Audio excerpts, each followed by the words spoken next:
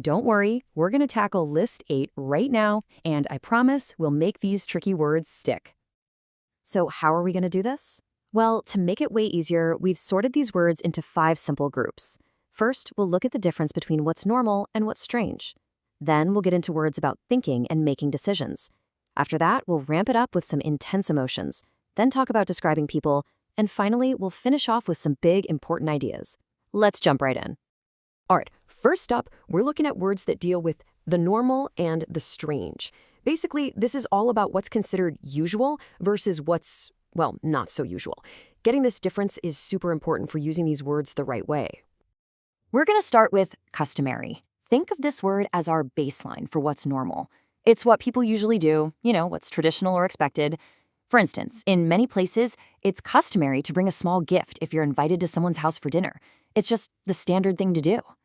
Okay, so now that we know what's normal, let's look at a whole family of words for when things are not normal. An aberration is a one-off weird thing. Like, imagine it suddenly snows in the middle of a hot desert. That's an aberration, right? It's not supposed to happen. But what if it starts snowing there every week? Well, that consistent pattern of strangeness is called aberrancy. And if you wanted to describe that weird snowy weather, you'd say it's aberrant weather. So a single strange event is an aberration, the state of being strange is aberrancy, and the word to describe it is aberrant. Next up, we have deviant and deviation.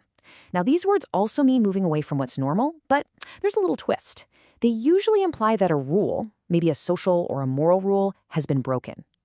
So, a freak storm is an aberration, but cheating on a test, that's deviant behavior. See the difference? One is just strange, the other is about breaking a rule. And the act of breaking that rule itself is a deviation. But hey, being different isn't always a bad thing, and that's where the word singular comes in. Singular describes something that is so unique it's exceptional, in a really good way. A student with a singular talent for painting isn't just different, they are one of a kind and incredibly gifted. All right, let's switch gears. Our next group of words is all about thinking and judging. These are super useful, not just for the exam, but for, everyday life. Okay, pay close attention here. These two words, judicious and judicial, look almost identical, but they mean totally different things. Here's a great way to remember it.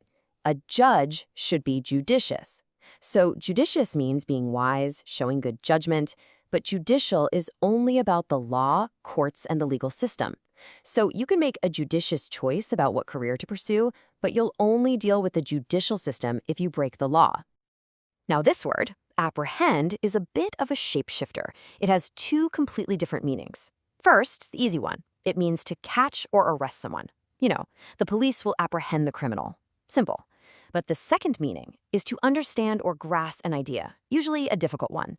So you might say, I'm struggling to apprehend this complex theory. So you can apprehend a person, or you can apprehend an idea. The context tells you everything. Ready to do some deep thinking? First, delve. When you delve into a subject, you're digging deep, like you're searching for hidden treasure. Next, ruminate. To ruminate means to think about something over and over and over again, like a cow chewing its food. You're really pondering it. And finally, shrewd. A shrewd person is smart in a very practical, real-world way. They've got sharp judgment and can spot things other people miss. You ever ask someone a simple question and they take 10 minutes to answer, going all over the place? Well, that's a circuitous explanation. It means indirect, roundabout, not straightforward. It's like taking the long, winding, scenic route when you could have just gone straight there. In an argument, you want to be direct, not circuitous. Okay, moving on from the head to the heart. This next set of words is all about intense feelings and really serious situations. We're talking everything from worrying a little bit to a full-on disaster. We all worry, right? But when you fret, it's more than just worrying. It's when you're really anxious and you just can't stop thinking about it, often over stuff you have no control over. You know that knot in your stomach before a big exam? Yeah, that's fretting. Here's another word with 2 meanings, simmer. Literally, it's about cooking. You let a soup simmer on the stove, right? It's cooking slowly on low heat. But we also use it for feelings, especially anger. If a conflict between 2 people is simmering, it means the tension is just below the surface, quietly building up, getting ready to boil over. You know when someone's already in a bad mood and you say something that just makes them even angrier? Well, you just aggravated the situation. To aggravate means to make a bad thing worse. It's like adding fuel to a fire. When you have a massive decision to make and you can't sleep because you're so worried, you are agonizing over it. Agonize is the verb. It's the action of being in extreme pain. Now, what do you look like when you're doing that? Your face probably shows all that stress. That's an agonized expression. Agonized is the adjective, the word that describes how you look.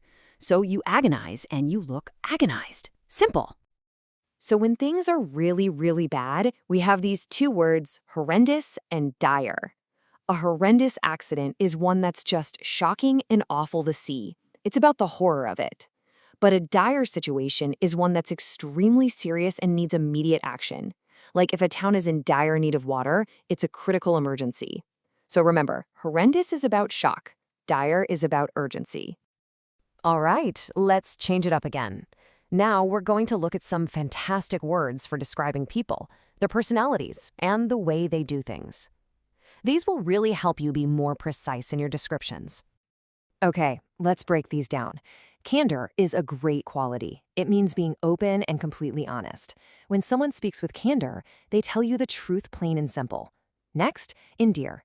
To endear yourself to others means you make them like you. Your kindness can endear you to new friends. Now for the negative side. Perfunctory describes a lazy, careless job. It's when you do something with the absolute minimum effort. And finally, senile is a term used to describe the mental confusion that can sometimes happen when people get very old. So we all know medieval means the Middle Ages, castles and knights. But today, we often use it to criticize something that is just ridiculously old-fashioned. If a company has medieval rules about working from home, it means their policies are totally stuck in the past. Okay, we're on to our last group. These are some important abstract ideas. They might sound a bit tricky at first, but once you get them, they are powerful tools for making arguments and analyzing situations. Dichotomy sounds complicated, but it's just a division between two things that are complete opposites. For example, the dichotomy between night and day, or success and failure. There's no in between. Untenable describes an argument or a position that you just can't defend anymore. It's weak, it's falling apart. If your theory is proven wrong by new evidence, it becomes untenable. Almost done. Amputation literally means to surgically remove a body part, like a leg, but we can also use it figuratively. A company might perform an amputation by cutting off a part of the business that's losing money. And last but not least, prior. This is a simple but super useful word. It just means before. If you have a prior commitment, it just means you already had something planned. And there you have it. See how grouping words by their meaning makes them so much easier to learn? It's all about making those connections. So as you keep studying for the IBA exam, think about which of these groups is going to be the most useful for you.